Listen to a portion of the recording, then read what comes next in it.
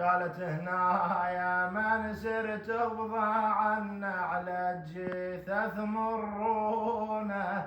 خلني مر ونودعهن وخلهم يودعونا،